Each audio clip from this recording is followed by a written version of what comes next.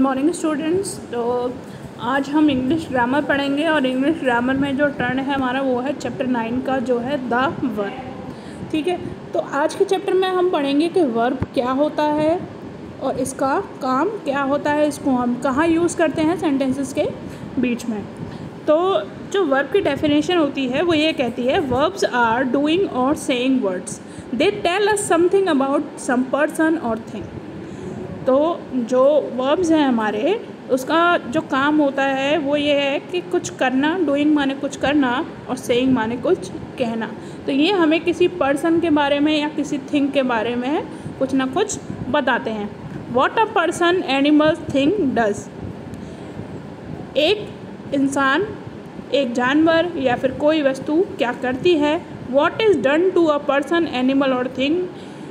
Same एक noun को आप बोल सकते हैं, ये सब पर्सन, एनिमल, थिंग ना, लेकिन नाउन को उसका क्या फ़र्क पड़ता है और एक नाउन क्या है और what a person, animal, thing and possessive माने उसके पास क्या है। तो बेसिकली वर्ब का जो काम होता है हमारा, वो आपको ये बताएगा कि एक व्यक्ति क्या कर रहा है, उसको क्या किया जा रहा है, वो कैसा है और उसके पास क्या है। तो वर्ब का काम ये सब होता है। नेक्स्ट देखते हैं example. Shubham Yeats his lunch. Shubham अपना लंच खाता है। तो शुभम क्या काम कर रहा है, खाने का। दे आर स्टैंडिंग, अभी इनकी जो कंडीशन है इज़, ये जो सी वाला ऑप्शन है हमारा, व्हाट अ पर्सन, एनिमल, तो ये क्या कर रहे हैं, स्टैंडिंग, ये खड़े हैं, इनकी पोजीशन जो है खड़े होने की है। नेक्स्ट एग्जांपल 3 है हमारा, she has a red car. उसके पास क्या है, अभी पोजेशन वाला पढ़ा था ना आपने कि किसके पास क्या है, तो ये हैज़ जो है यहाँ पे कौन सी वर्ब है हमारी, पोजेशन वाली। ये आपको बता रही है कि उस लड़की के पास रेड कार है। अब नेक्स्ट है द ट्री इज़ टॉल, माने किसी चीज़ का कैसा होना। अब यहाँ जो पेड़ है वो कैसा है, लंबा। Verbs do not always consist of only one word in sentence. Standing is a verb and are is a helping verb. ऐसा नहीं है कि एक सेंटेंस में सिर्फ एक ही वर्ब आ सकती है या फिर उसमें सिर्फ एक ही वर्ब होगी। अभी आपने सेकंड वाले में और फोर्थ वाले में देखा, सॉरी सेकंड वाले में दे आर स्टैंडिंग, इसमें स्टैंडिंग मेन वर्ब है और आर जो है आपकी हेल्पिंग वर्ब है। अब काइंड्स ऑफ वर्ब पढ़ेंगे हम। ठीक है, काइंड्स ऑफ वर्ब से पहले एक बार इसको समझ लीजिए थोड़ा है कि वर्ब माने बेसिकली जो हम मेन वर्ब को हम जानते हैं वो होती है मुख्य क्रिया, माने क्या काम हमारा नाउन कर रहा है और वो नाउन में आपका एनिमल, थिंग वगैरह ये सब आते हैं। अब ट्रांजिटिव वर्ब जो होते हैं उनको अपनी बात पूरी करने के लिए ऑब्जेक्ट की ज़रूरत पड़ती है। A transitive verb is a verb which requires an object after it to complete its sense.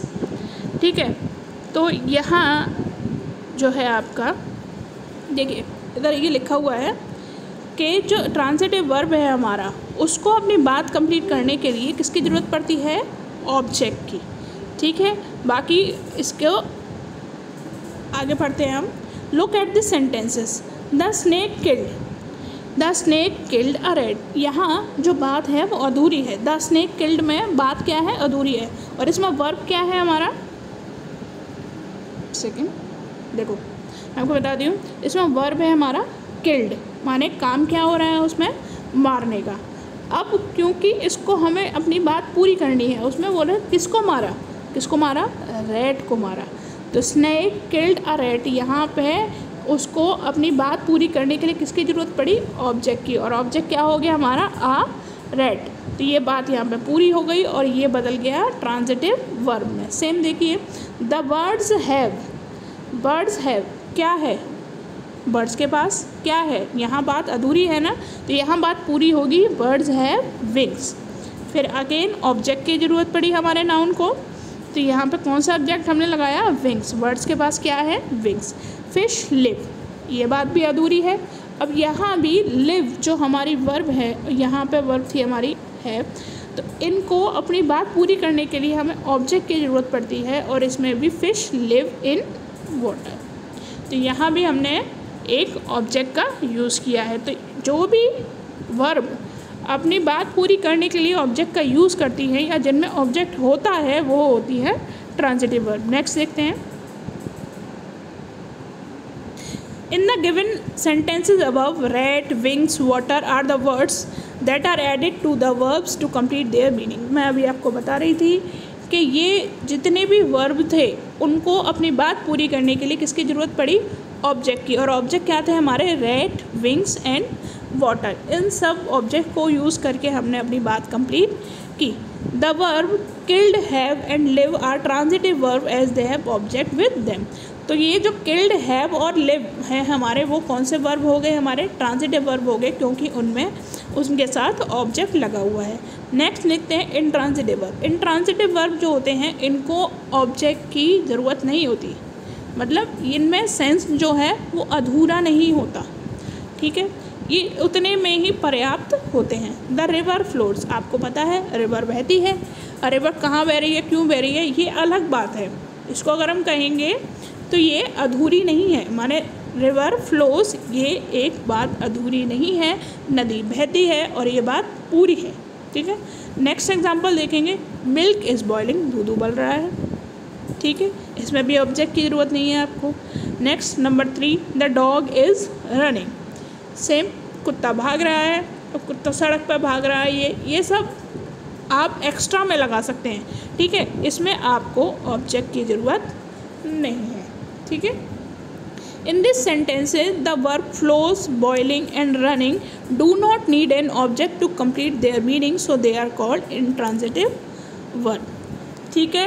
तो यहाँ ये आपको बोल रहा है कि फ्लोज, बॉइलिंग और रनिंग इनको ऑब्जेक्ट की ज़रूरत नहीं है, इसलिए यहाँ पे इनको हम इंट्रांजिटिव वर्ब के नाम से जानते हैं। अभी आपने ऊपर देखा था कि जिन वर्ब्स को ऑब्जेक्ट की ज़रूरत होती है, जिनके साथ ऑब्जेक्ट लग जाता है वो ट्रांजिटिव वर्ब होती हैं, और जिनके साथ ऑब्जेक्ट नहीं लगता वो होती हैं इंट्रांजिटिव वर्ब। तो 2 तरीके की वर्ब आज हमने पढ़ी, ट्रांजिटिव और इंट्रांजिटिव। पहले ट्रांजिटिव, दूसरी इंट्रांजिटिव। अभी ये आपके कुछ MCQs वगैरह हैं जो मैं आपको बुक एक्सरसाइज की फ़ोटो आपको भेज दूँगी, तो आप लोग कंप्लीट कर लीजिएगा। ओके बेटा, थैंक यू।